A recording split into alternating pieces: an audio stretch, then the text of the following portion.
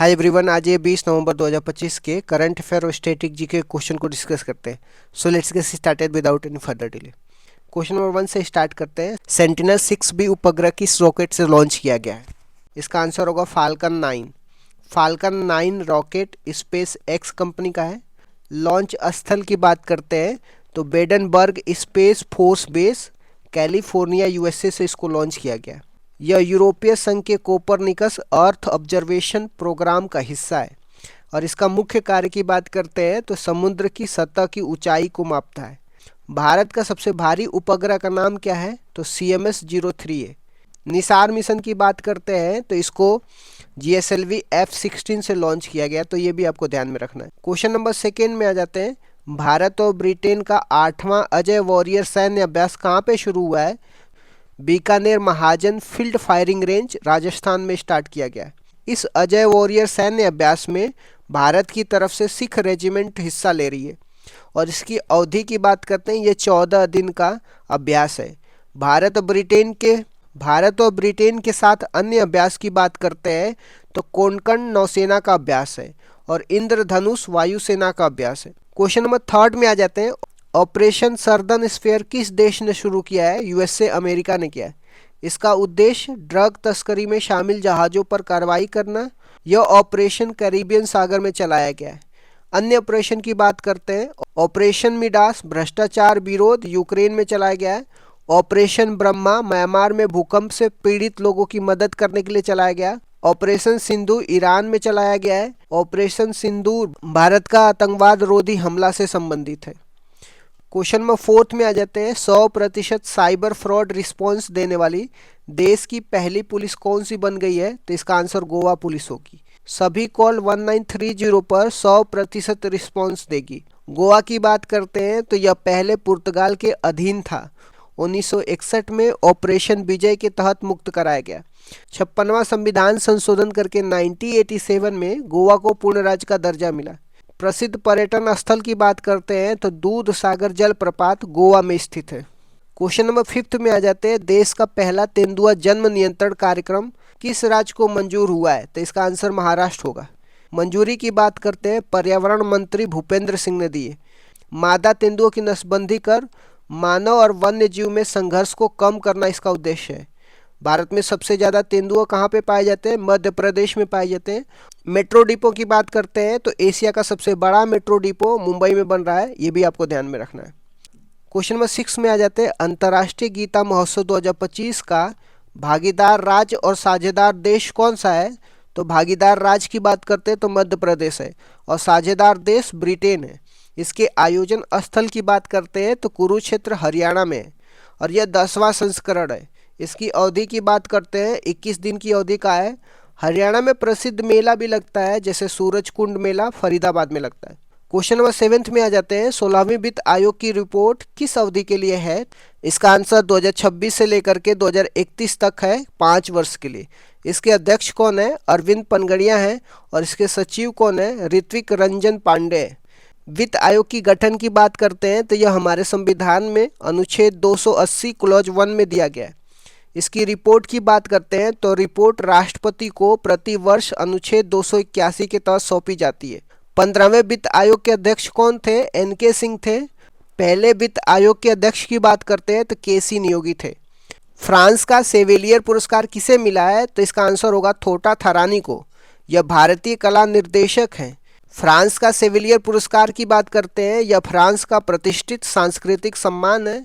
थोता थारानी की बात करते हैं तो इनको 2001 में पद्मश्री अवार्ड मिला था, ये भी पॉइंट आपको ध्यान में रखना है।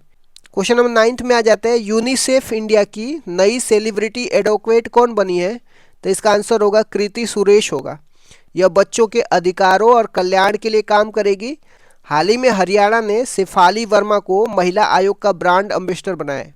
क्वेश्चन नंबर 10 में आ जाते हैं। देश का पहला जनजातीय खेल सम्मेलन कहाँ पे आयोजित हुआ है? तो लद्दाख में आयोजित हुआ है। आयोजन की बात करते हैं तो इसका आयोजन जनजातीय गौरव पखवाड़ा के तहत हुआ है, जो 1 से 15 नवंबर तक होता है। पखवाड़ा भगवान बिरसा मुंडा की जयंती के सम्मान में मनाया जाता है। खेल की बात करते हैं, इसमें ताइक्वांडो, बॉक्सिंग और खो खो शामिल है। क्वेश्चन नंबर 11 में आ जाते हैं। फिजिक्स वाला ने किस क्षेत्र में IPO लॉन्च किया है? इसका आंसर होगा एजटेक सेक्टर में। यह भारत की पहली एजटेक यूनिकॉर्न कंपनी है जिसने आईपीओ लॉन्च किया है। आईपीओ को फुल फॉर्म क्या है? इनिशियली पब्लिक ऑफर है।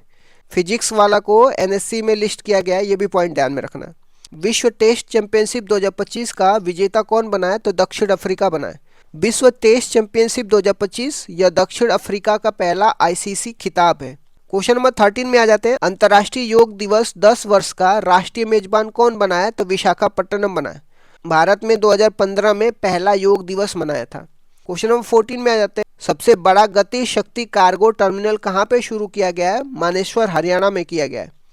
इसे केंद्रीय रेल मंत्री अश्विनी वैष्णव ने शुरू करी है। भारत में मल्टी मॉडल कनेक्टिविटी बढ़ाने का इसका लक्ष्य है। क्वेश्चन नंबर 15 में आ जाता है। ईरान ने इजराइल पर किस ऑपरेशन से मिसाइल हमला किया है? ऑपरेशन ट्रू प्रॉमिस के तहत ईरान ने इजराइल पर मिसाइल हमला किया है। इजराइल ने पहले ऑपरेशन राइजिंग लायन के तहत ईरानी परमाणु ठिकानों पर हमला किया था। यह दोनों देशों के बीच में बढ़ते तनाव का हिस्सा है। जनगणना की बात करते हैं। भारत में जनगणना की शुरुआत कब और किसके कार्यकाल में हुई थी? तो भारत में जनगणना की शुरुआत 1872 में वायसराय लॉर्ड मायो के कार्यकाल में शुरुआत हुई थी। वैज्ञानिक और दशकीय आधार पर जनगणना की शुरुआत कब और किसके कार्यकाल में हुई थी? वैज्ञानिक और दशकीय आधार पर हर 10 वर्ष में जनगणना की शुरुआत 1881 में वायसराय लॉर्ड रिपन के कार्यकाल में हुई थी। 2011 की जनगणना का क्रम क्या था? 2011 की जनगणना कुल मिला के 15वें क्रम की थी, स्वतंत्र भारत के हिसाब से 7वें क्रम की थी और दशकीय आधार पर 14वें क्रम की थी। महाविभाजक वर्ष किसे कहा जाता है और क्यों? 1921 को महाविभाजक वर्ष कहा जाता है क्योंकि 1911 से 21 के दशक में अकाल और महामारियों के कारण जनसंख्या वृद्धि न्यूनतम रही है। जनसंख्या बढ़ने के बजाय घट रही थी।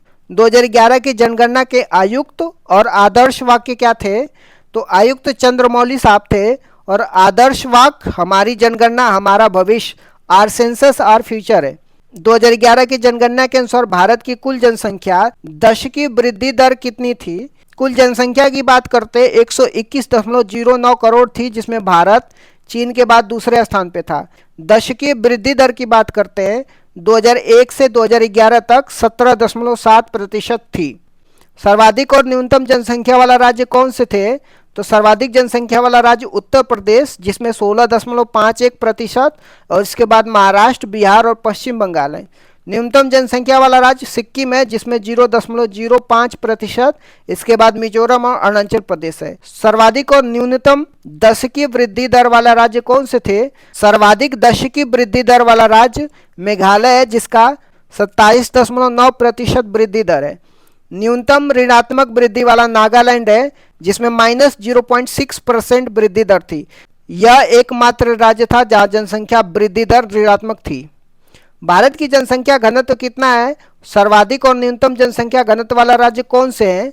तो भारत की जनसंख्या घनत्व 382 व्यक्ति प्रति वर्ग किलोमीटर है। सर्वाधिक जनसंख्या घनत्व बिहार का है, 1106 व्यक्ति प्रति वर्ग किलोमीटर है। न्यूनतम जनसंख्या घनत्व वाला राज्य अरुणाचल प्रदेश है जिसमें 17 व्यक्ति प्रति वर्ग किलोमीटर है। भारत का लिंगानुपात कितना है? सर्वाधिक और न्यूनतम लिंगानुपात वाले राज्य कौन से हैं? भारत का लिंगानुपात की बात करते हैं 943 महिलाएं प्रति 1000 पुरुष पे है। सर्वाधिक लिंगानुपात की बात करते हैं केरल का है, 1084 महिलाएं हैं प्रति 1000 पुरुष पे। न्यूनतम लिंगानुपात की बात करते हैं हरियाणा है जिसमें 879 महिलाएं हैं प्रति 1000 पुरुष पे। भारत की साक्षरता दर कितनी है? सर्वाधिक और न्यूनतम साक्षरता वाला राज्य कौन से हैं? तो भारत की साक्षरता दर 73% है। पुरुष की साक्षरता दर की बात करते हैं 80.09% है और महिला की साक्षरता दर की बात करते हैं 64.60% है। सर्वाधिक साक्षरता की बात करते हैं केरल का है 94% है और न्यूनतम साक्षरता बिहार का है 61.80% है। सर्वाधिक अनुसूचित जाति वाला राज्य कौन से है? तो संख्या के आधार पर उत्तर प्रदेश है, प्रतिशत के आधार पर पंजाब है। राज्य की जनसंख्या का 32% जनसंख्या पंजाब में अनुसूचित जाति का है। सर्वाधिक अनुसूचित जनजाति जनसंख्या वाला राज्य कौन से है? संख्या के आधार पर मध्य प्रदेश सर्वाधिक अनुसूचित जनजाति वाला राज्य है। प्रतिशत के आधार पर मिजोरम है जिसकी राज्य की 94% जनसंख्या शेड्यूल ट्राइब की है। पंचवर्षीय योजना के बारे में मैंने डिस्कस तो किया है, बट एक बार फिर से मैं पंचवर्षीय योजना के बारे में रिवीजन करा देता हूँ। पहली पंचवर्षीय योजना 1951 से 56 तक थी। इसकी मुख्य विशेषताएं क्या थी? इसका टाइम पीरियड की बात कर, यह योजना 1 अप्रैल 1951 से लेकर के 1956 तक चली थी। मॉडल की बात करते हैं, यह हेरोल्ड डोमर मॉडल पर आधारित थी और इसका प्रारूप के.एन. राज ने तैयार किया था। उद्देश्य क्या था पहली पंचवर्षीय योजना का? इसका मुख्य ध्यान कृषि एग्रीकल्चर पर था। विकास की दर की बात करते हैं, जो लक्ष्य था 2.1% था, लेकिन 3.6% की वृद्धि हासिल की गई थी, जो लक्ष्य से अधिक थी। दूसरी पंचवर्षीय योजना 1956 से 1961 के प्रमुख बिंदु क्या थे? दूसरी पंचवर्षीय योजना की अवधि की बात करते हैं, 1956 से 1961 तक रहता है। मॉडल की बात करते हैं, यह महालनोबिस मॉडल पर आधारित थी। इसका जो उद्देश्य था, इस योजना में भारी उद्योगों पर बल दिया गया, जिसमें प्रमुख उपलब्धियां थी। इसी योजना के दौरान भिलाई छत्तीसगढ़, राउरकेला उड़ीसा, दुर्गापुर पश्चिम बंगाल में आयरन स्टील प्लांट स्थापित किए गए। विकास की दर की बात करते हैं, लक्ष्य 4.5% का था और प्राप्ति 4.27% थी। तीसरी पंचवर्षीय योजना 1961 से 66 तक क्यों असफल रही थी? 1961 से 66 तक तीसरी पंचवर्षीय योजना थी। यह मॉडल सुखमय चक्रवर्ती मॉडल पर आधारित थी। इसका उद्देश्य था कृषि और उद्योग दोनों पर बल देना। असफलता के कारण ये थे, यह योजना 1962 के दौरान भारत चीन युद्ध और 1965 के भारत पाकिस्तान युद्ध के कारण अपने लक्ष्य को प्राप्त नहीं कर सकी और असफल रही। अन्य घटना की बात करते हैं तीसरी पंचवर्षीय योजना में, इसी दौरान जय जवान जय किसान का नारा दिया गया था और 1965 में भारतीय खाद्य निगम, जिसको फूड कॉरपोरेशन ऑफ इंडिया की स्टेब्लिशमेंट की बात करते हैं, तो तीसरी पंचवर्षीय योजना में एफसीआई का इस्टेब्लिशमेंट होता है। नेक्स्ट देख लेते हैं योजना अवकाश की। योजना अवकाश, जिसको प्लान हॉलीडेज बोलते हैं, ये क्या था और यह कब हुआ था? तीसरी पंचवर्षीय योजना की असफलता के बाद 1966 से लेकर के 1969 तक 3 वर्षों के लिए कोई पंचवर्षीय योजना नहीं बनाई गई। इसे योजना अवकाश कहा जाता है। इसी दौरान एक एक वर्ष की योजना शुरू की गई थी। खाद्यान्न में आत्मनिर्भरता के लिए हरित क्रांति, जिसको ग्रीन रेवोल्यूशन की शुरुआत की गई थी। चौथी पंचवर्षीय योजना 1969 से 1974 की मुख्य बातें क्या थी? तो इसका टाइम पीरियड की बात करते हैं, 1969 से लेकर के 1974 तक थी। यह मॉडल अशोक रुद्र मॉडल पर आधारित थी और इसका प्रारूप डी.आर. गॉडगिल ने तैयार किया था। उद्देश्य की बात करते हैं, इसका लक्ष्य स्थिरता के साथ आर्थिक विकास करना, डेवलपमेंट विथ स्टेबिलिटी था। प्रमुख घटनाएं की बात करते हैं, तो चौथी पंचवर्षीय योजना में 1969 में 14 बैंकों का राष्ट्रीयकरण किया गया था। ये पहली बात हो गई। इसके बाद 1971 में भारत पाकिस्तान का युद्ध हुआ और 1974 में पहला परमाणु परीक्षण ऑपरेशन स्माइलिंग बुद्धा पोखरण में किया गया था। पांचवी पंचवर्षीय योजना 1974 से 1978 क्यों अद्वितीय थी? यह भारत का एकमात्र ऐसी योजना है जो अपने निर्धारित समय 5 वर्ष से पहले केवल 4 वर्षों में ही समाप्त हो गई। 1974 से लेकर 1978 तक ही रही थी। यह डीपी दर मॉडल पर आधारित थी और इसका मुख्य लक्ष्य गरीबी उन्मूलन था। रोलिंग प्लान 1978 से 1980 तक क्या था? 1978 में सरकार बदलने के बाद मोरारजी देसाई की जनता पार्टी सरकार ने पंचवर्षीय योजना को समाप्त कर रोलिंग प्लान शुरू किया था। विश्व में इसके जनक डॉक्टर गुरनार मिर्डर थे। उनकी पुस्तक एशियन ड्रामा में इसका उल्लेख है और भारत में इसे लक्कड़वाला ने लागू किया था। छठवीं पंचवर्षीय योजना 1980 से 1985 के दौरान क्या महत्वपूर्ण घटनाएं हुई थी? यह मॉडल आगात निर्गत मॉडल पर आधारित था, जिसको इनपुट आउटपुट मॉडल बोला जाता है। इसका उद्देश्य रोजगार सृजन और गरीबी उन्मूलन था। प्रमुख घटनाएं की बात करते हैं, तो छठवीं पंचवर्षीय योजना में नाबार्ड की एस्टेब्लिशमेंट किया जाता है 1982 में। 6 और बैंकों का राष्ट्रीयकरण किया जाता है 1980 में। ऑपरेशन ब्लू स्टार और ऑपरेशन मेघदूत 1984 में चलाया जाता है ऑपरेशन मेघदूत सियाचिन पर कब्जा करने के लिए। सातवीं पंचवर्षीय योजना 1985 से लेकर के 1990 तक क्या नारा था? इस योजना का प्रसिद्ध नारा रोटी रोजी और उत्पादकता या भोजन काम और उत्पादकता था। इसी योजना के दौरान 1988 में सेबी की स्थापना होती है, जिसको security and exchange board of India बोलते हैं। एलपीजी सुधार कब और क्यों अपनाए गए थे? 1990 से 92 के योजना अवकाश के दौरान 1991 में भारत में विदेशी मुद्रा भंडार का संकट उत्पन्न हो गया था। उस समय प्रधानमंत्री पीवी नरसिम्हा राव और वित्त मंत्री डॉक्टर मनमोहन सिंह थे। इस संकट से निपटने के लिए 1991 में नई आर्थिक नीति अपनाई गई थी, जिसे एलपीजी सुधार कहा गया था। जो न्यू इकोनॉमी पॉलिसी अपनाई गई थी, जिसमें उदारीकरण, निजीकरण या वैश्वीकरण की बात की जाती है। आठवीं पंचवर्षीय योजना 1992 से 1997 का मुख्य फोकस क्या था? तो यह model John W Miller model पर आधारित थी।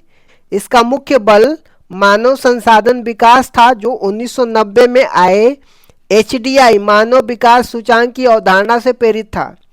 अन्य घटनाएं की बात करते हैं आठवीं पंचवर्षीय योजना में।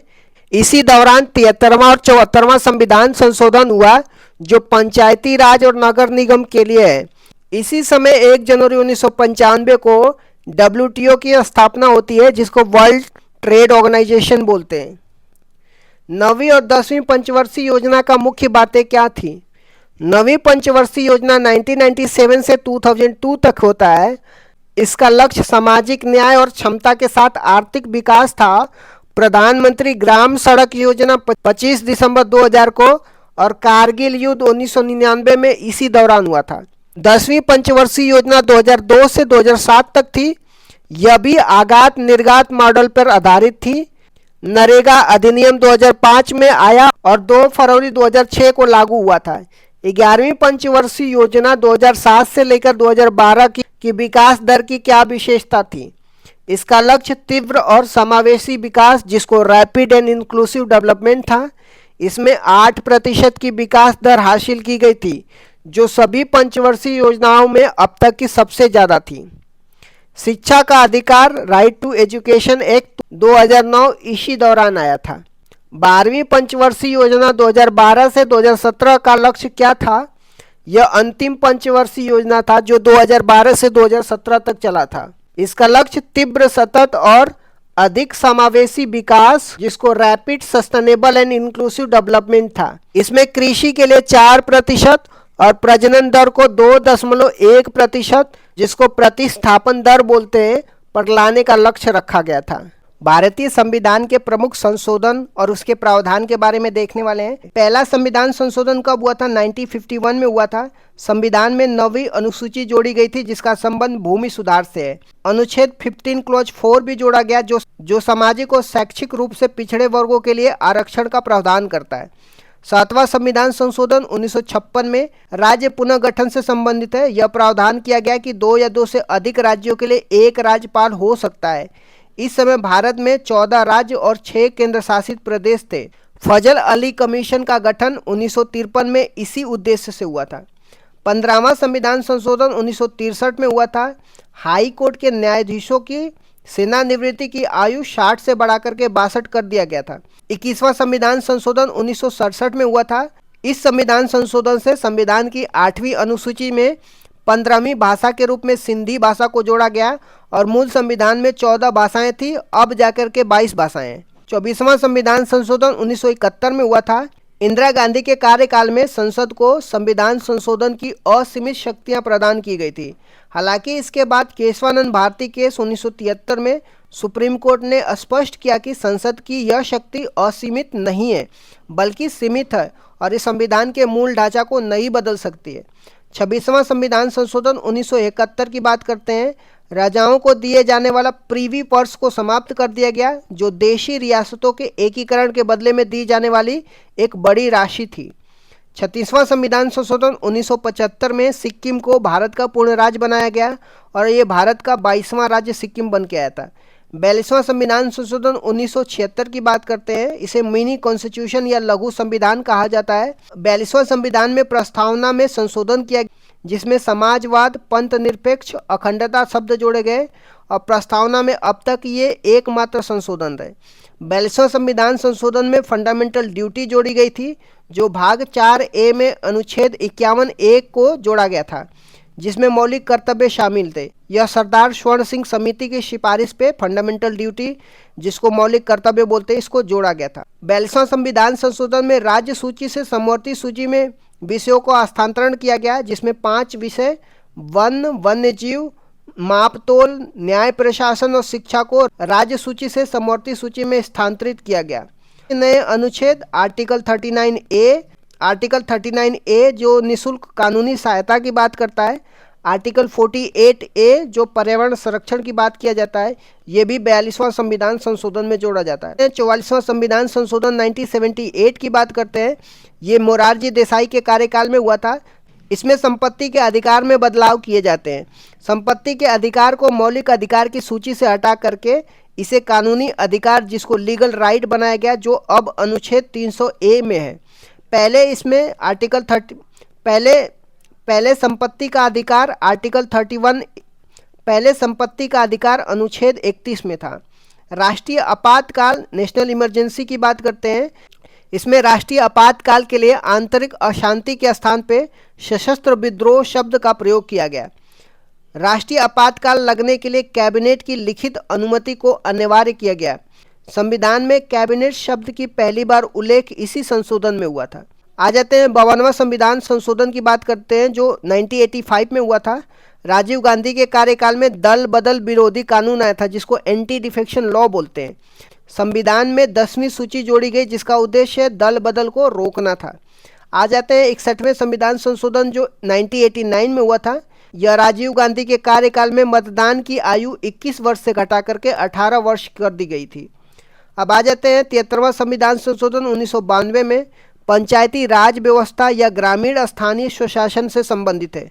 संविधान के भाग 9 और 11वीं अनुसूची जोड़ी गई, जो पंचायती राज से संबंधित है। भाग 9 में अनुच्छेद 243 से लेकर के 243O शामिल किया गया।